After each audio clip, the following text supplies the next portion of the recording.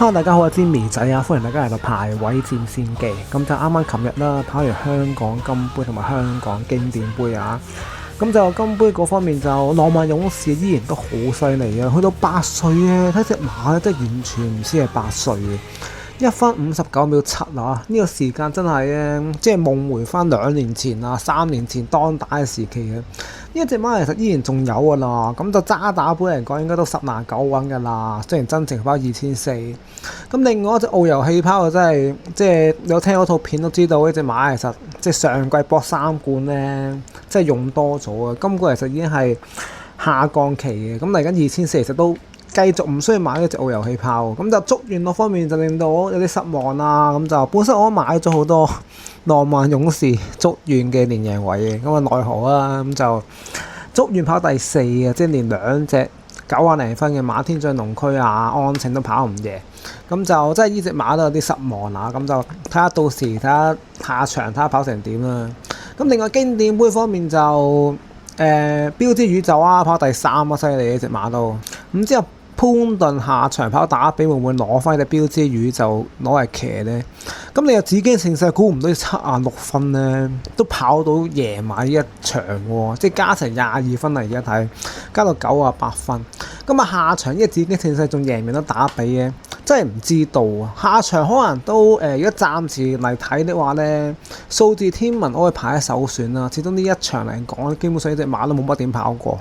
此消彼長，咁啊小小天堂就呢隻馬應該都丁冠豪咁樣咧，都性價比比較低啲呢隻馬都，咁就到時再同大家分析啦，即係等出呢一個打比大賽嘅排位嘅片嘅時候 ，OK， 咁就嚟緊啦，星期3啊跑呢一場就係谷草啊，咁啊9場嘅夜馬賽事啊 ，OK。咁啊，第一場推介啊，咁就係5班啊，1100米啊，呢個冠忠遊覽車讓賽啊。呢一場嚟講有一隻馬，我覺得就之前都買過嘅，咁就今次嚟講咧，喺5班賽嚟講比較真係龍在虎群之中啊。咁就係3號古惑大師啊。今次抽個2檔麥文基繼續騎翻呢一隻馬，值得加分㗎。咁呢隻馬其實喺4班啦，即係季初嘅時候啊，10月22號啊，小跑一次第2啊。咁嗰時係霍雲星期啊，咁啊喺留後啊，咁就追翻上嚟啊。咁就所負不遠㗎，輸成4分3個馬位嘅，末段都係追勢嘅23秒8咁樣，同程嚟講最快末段嚟嘅。咁啊之後呢一隻馬就隱隱約約啦，之後跑下，之後減下分啦。咁中間嚟講，希斯堡啲路程都比較唔係隻馬嘅首本啦，即係沙田1600啊，之後泥地1650等等。咁呢隻馬其實上場去到5班啊，咁就初次5班出賽啊，跑谷草1650。咁就嗰一次麥文基第一次騎呢隻馬啦，咁就嗰一場嗰時間表一放到底啊，咁啊電信驕陽都跟前跑第2啊，咁嗰一場嚟講步速方面唔快嘅情況，即係一古惑大師即係留後跑啊，最尾都有一段衝到啊，23秒6嘅末段時間，幾靚嘅呢隻馬都。咁啊今次嚟講啦，本身抽12檔，有抽喺2檔啦，好跑啲之餘咧，咁就真情跑1800啦。呢隻馬睇翻血統的話咧，係可以應付中距離賽事啦。如果1600、1800嚟講，呢隻馬應該都啱跑啊。咁其實呢一場嚟講咧，真係冇即係出馬12隻啦。其實跑過谷草1100呢個路程都係得6隻馬。咁就suppose 如果真係跑過呢一個谷草1100嘅馬嚟講，可能7號嘅堅多福呢一隻馬就會比較清鮮少少。始終呢一隻馬係布文都贏過馬，今次又即係久別重逢，揾翻布文騎咁樣咧，分數係減9去到35分。堅多福呢一隻要留意嘅，如果睇嗰個鋪排的話，方家柏咁就另外古惑大師，我覺得盤隊今次應該都有分頭啊。上次24倍開跑，今次嚟講都應該都差唔多有賠率㗎啦，咁就如果揀多一隻都係揀翻隻堅多福啊。始終呢一隻馬其實就5班嚟講都係4、5班升降機啊。咁就季初嘅時候啊，9月10號嘅時候喺個谷草1650嗰度，咁就報文啦，就131磅一放到底啊，咁就一除呢一個頭就啊即刻贏。咁之後去到4班嚟講，其實呢一隻馬都有啲走勢啊。咁就之後方家柏啦，又報下啲泥地1800啊。山田草地1400啊，等等唔同嘅路程。咁嗰個時候啦，潘大偉啊，其實都即係唔知道係益阿潘大偉定係點樣啦。咁其實潘大衛企呢隻馬都唔差㗎，企過一次第3㗎，即係12月3號嘅時候。咁就嗰一次嚟講之後揾到黃志雲啦，即係減埋咗幾磅，即係而家去到35分。咁相比其實夜晚嗰時36分嚟講，仲要低到1分㗎。咁上場跑完冇咩傷勢嘅情況之下啦，咁就拖咗成2個月嘅喎，即係功夫嚟講都算重新做起啊。咁就中間一集都試過3課，咁2塊重返個試集啊，揾下黃志雲啊，同埋方頭冇事嘅騎師陳嘉熙嘅試埋課集。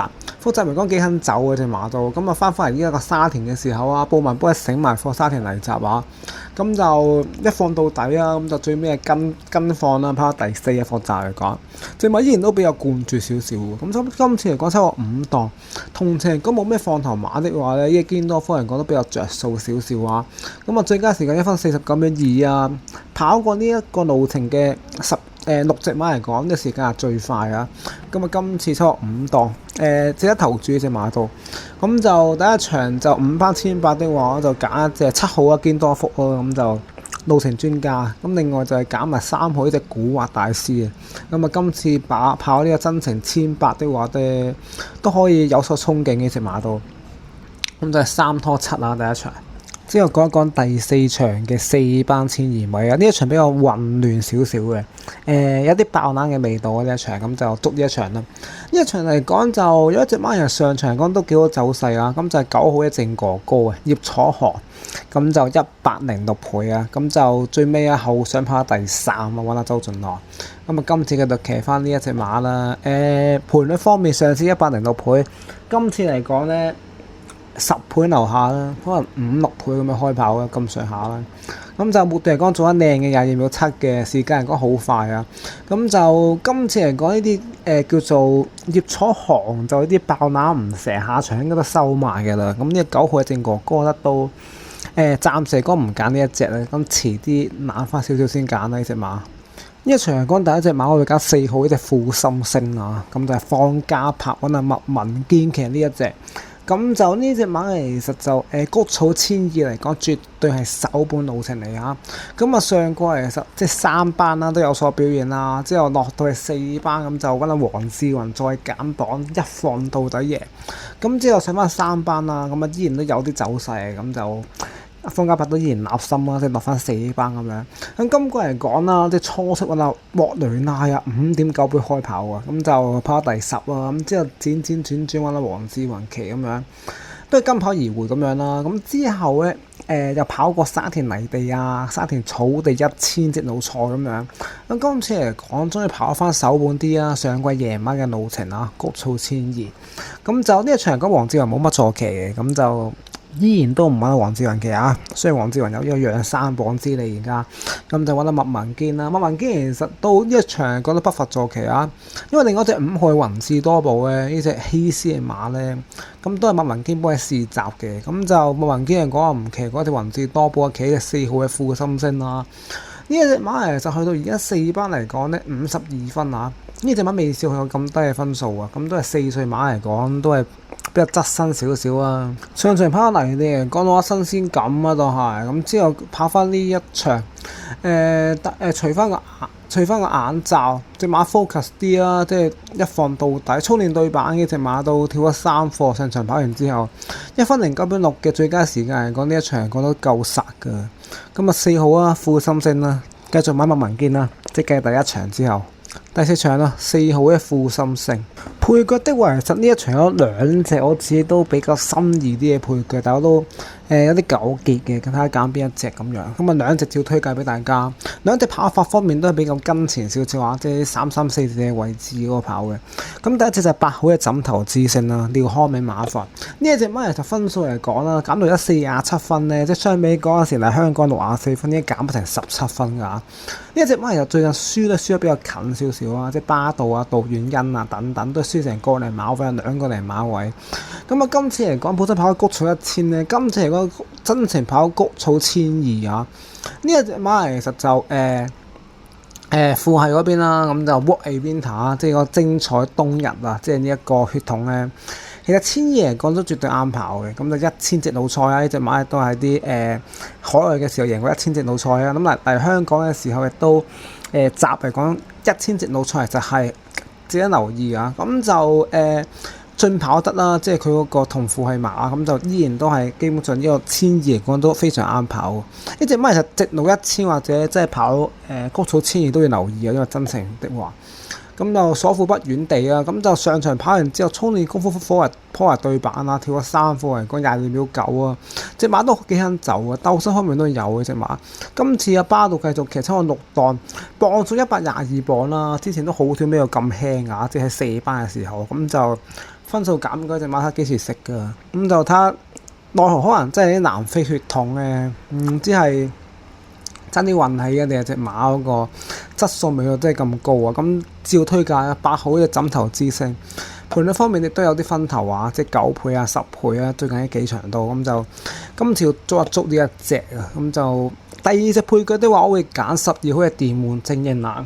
雖然話就係韋達啦，即係17個賽馬未贏過馬好似。咁就，但呢一隻我覺得真係差不多係時候啊！韋達其實好少會真係落班食嘅，佢啲馬通常都係去到即係4班啊或者3班咧，即係差唔多落班嗰個係時候，咁就憑啲輕磅資嚟贏馬。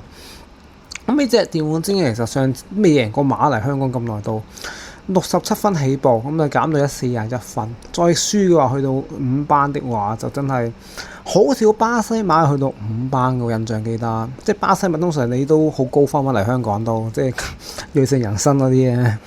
咁就呢一隻馬其實已經冇人去到5班，呢隻馬其實都有啲走勢㗎啦。咁啊本身韋達倉之後今季季初轉咗葉楚航嗰度，咁之後轉啦，即係上1月份嘅時候轉翻去韋達嗰一度。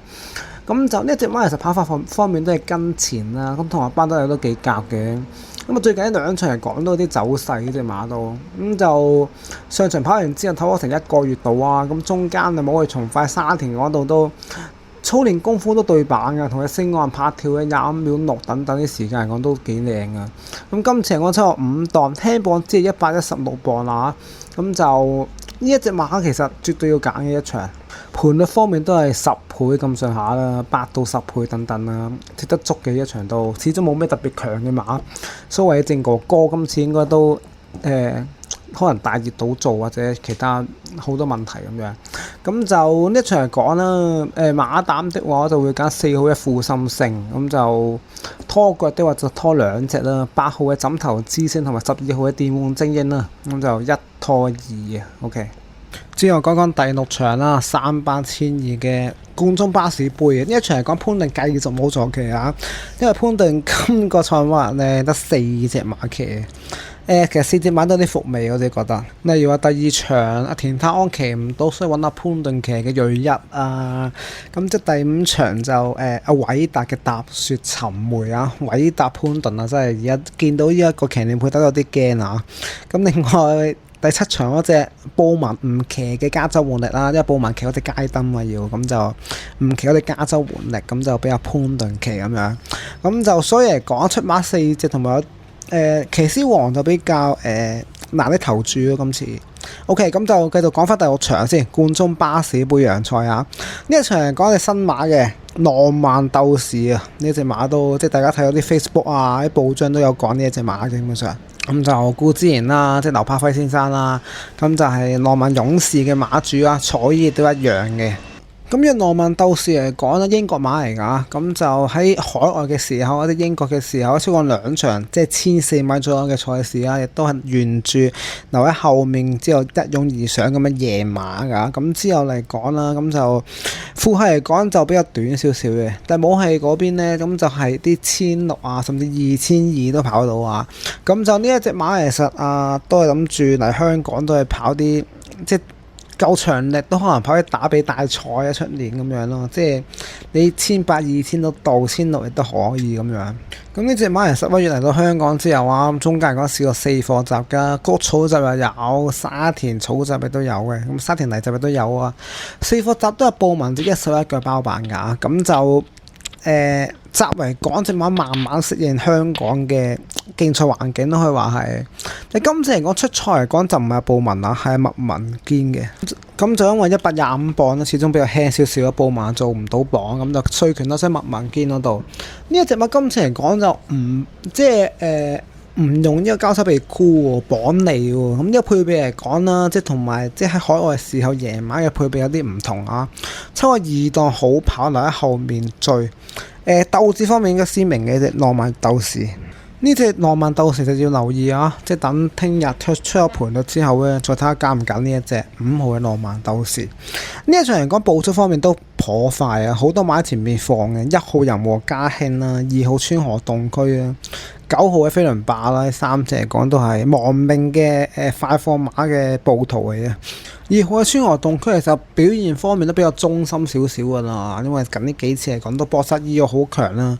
咁啊落河夜馬嗰一次啊，即62分一贏，成3個馬位加71分，之後加9分嗰一次之後，其實副磅方面比較可能吃力少少啊，即係重咗成115磅夜馬，之後去到而家129磅。咁就呢一隻馬嚟講到，雖然鬥志方面都不成疑問，但係能力方面就有啲唔係咁揀得過嘅。呢一場我會揀7號嘅東來欣賞作為首選。呢隻馬今次嚟講都有飛啊，熱門分子嚟㗎。但係上次4班嚟講姿態比較靚少少嘅，得咁就4班咩重磅131磅啦，咁啊最尾絕殺嘅喵怪啊贏咗嗰一場。咁就嗰一場贏完之後啊，2月11號啊，咁就相隔所以而家大約大半個月度啊，操練功夫非常之密㗎啊。咁就中間人講啊，快跳咗成3課4課先啱啊。咁就時間嚟講都幾靚啊。高東尼想添食喎，呢一場體育勢嚟講，阿周潤樂繼續騎翻啦。咁啊，周潤樂琴日個表現嚟講都連贏3場啦，冇此氣法啦。今次嚟講去到3班咩有121磅，咁咩翻個輕磅啦，好似上場咁樣內欄捐上去追啊，一檔之內。呢個7號嘅東來欣賞就要揀㗎，呢一場嚟講，咁就後面追嘅馬嚟講，呢一隻馬都基本上都不遑多讓。睇上場贏嘅姿態同埋嗰個操練嗰種狠勁度啊，可以話係7號東來欣賞首選啊。近多一隻的話，我會睇睇5號嘅浪漫鬥士，明日個盤率係點樣先？我懷疑會太熱嘅呢隻馬，咁就初出始終又唔係布文轉麥文堅，你話鬥志方面係有，但係未必即係合乎即係最強嗰種理想啦，即係嗰種即係嗰種人馬配搭。為求穩陣，我會揀6號嘅團結巴打。呢一隻馬其實今次嚟講啦，本身啊貴福特馬田泰安琪一上場初出跑谷草1000，今場嚟講真情1200 OK 喎。咁就田泰安啦，依然都喺杜霸嗰度啊，咁就揾阿希威心騎上場嘅奇異風先啊。琴日嗰一場就係田泰安琪開揾阿希威心騎，咁就依然內拿捐上去贏。咁流放嚟講咧，即係田泰安有時做唔到嘅嘢，希威心做到。咁呢一隻團結巴打嚟講，可能都有啲咁嘅影子啊！呢隻團結巴打其實咁就嚟咗香港啦，咁啊試過3課集嘅800集啊、1000集啊，反應幾好啊！嚟香港都頗為適應到啊！咁就初出嗰一場啦，即係跑呢一個谷草1000啊！咁佢配備方面就唔係沿用翻喺即係海外夜晚嗰時啊綁脷嘅配備嘅，除咗個綁脷帶咁樣。咁之後啊，初出跑1000有走勢嗰隻馬到，咁沿途留喺後面啊，最尾衝翻段22秒1嘅呢隻馬到，衝勢方面唔錯。今次嚟講就真情跑1200啊！睇翻血統嚟講啦，咁呢一隻馬其實個父系咧就叫做猛攻啊。咁呢個血統嚟講就1400啊、1200啊咁亦都可以。咁就阿媽媽嗰一邊啦，都比較短少少啊。咁就1600啊、1400啊等等咁樣啦。咁中國民兩邊血統嚟講，呢一隻馬咧1400或以下係啱啲啊。咁紮場嚟講你都可以，一邊反地都可以。咁今次嚟講真情跑1200啊，上場嗰輸得唔遠。咁就今次收咗10檔都嚟追嘅隻馬到，咁就轉下希威森咁樣，咁就可以試一試下。上場跑完之後啊，去咗從化，咁就唞咗成個零月到啊。功夫方面都比較狠辣啲啊，跳咗成5課，有跑步機啊、踱步咁樣等等。咁就今次嚟講呢一隻馬都不容忽視，咁就綁埋個臂啊，咁就出賽呢一場，咁就揀埋呢一隻啦。OK， 咁就第6場啦，冠忠巴士杯啊，3班1200米啊，咁啊首選都係7號東來欣賞㗎啦。始終周俊樂最近狀態好啊，咁呢隻馬其實上場贏完之後操練功夫依然都非常對版。先我上3班咩翻輕磅，周俊樂啲會當寧啊，一身好彩啊，贏到開晒汗，好多好難放棄啊！咁啊7號都係欣賞啦，首選。咁之後次選就係6號啊，貴福特希威森嘅團結巴達，咁就係推介 OK。咁就明日嘅知名馬前炮就可能會推介3部嘅，咁依然咧第7、第8、第9場啦，咁大家都拭目以待啊！最近貼士方面可能爭少少，但我都依然都會繼續努力嘅。OK，咁就下條片再見，拜拜。